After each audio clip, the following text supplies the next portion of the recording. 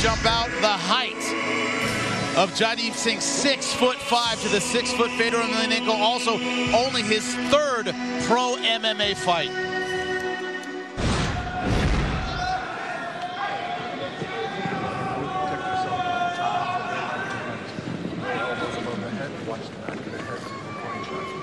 Chance.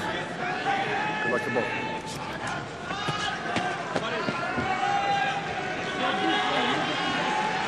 The 3.5-year wait is over. You ready? Get on!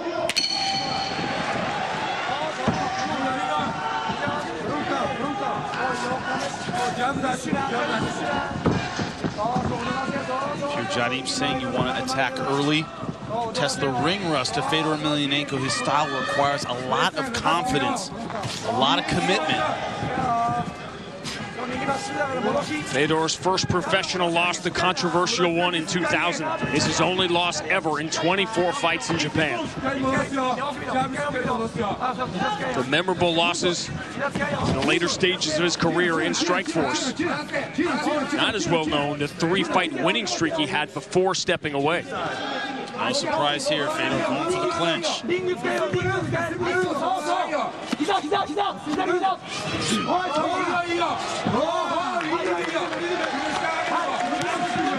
Not the tallest opponent Fedor has had to fight. He's used to fighting giants. Hung Man Choi, one of them, defeated him by armbar. Nice right hand on the left. Fedor explodes, and the crowd does as well. He held the rope there. That saved him. He was going for a ride.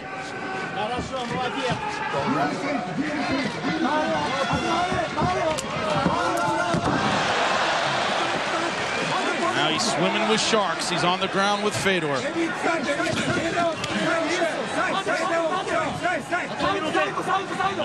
Watch how he moves. Yep. Easily passes. Such an athletic heavyweight and so quick. He's exposing that left arm. You look at him as a physical specimen, it's hard to imagine this was as dominant an athlete in the 2000s as there was in any sport. JAP Singh just trying to cover up here. Fedor all over him. On the ground, he's just out of his depth. The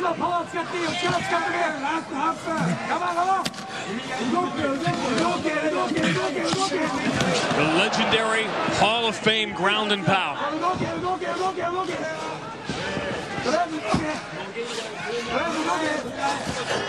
Oh, quickly passing in the mouth. This is where that range, that length becomes a disadvantage. Very hard for JAP Singh to scramble out of here to create any kind of space because his limbs are so long. All he's doing now with his body lock is just holding on. That's not going to get him out. It's not going to bridge Fedor off of him. That's not going to kill 7 minutes and 9 seconds. Nope. Fedor generates tremendous power up close. That's why his ground pound so good. Now he's picking it up. JAP Singh in big trouble, and it's done. Dominance.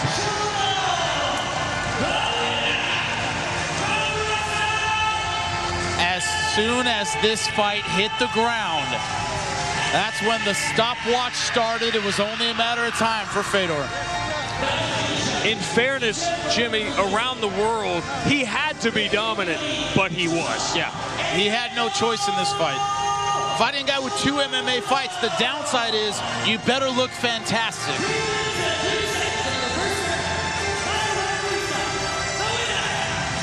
This is how it happened. The right hand's full mount.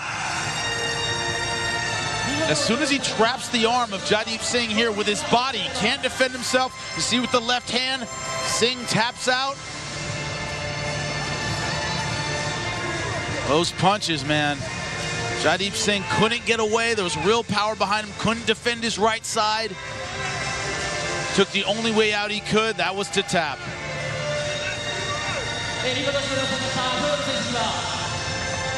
6'5", when you're splayed out on the ground, it doesn't help you. And in his return to MMA, Fedor Emelianenko leaves the internet just one question to begin discussing. Who's next? It can't be another softball. He has to step up.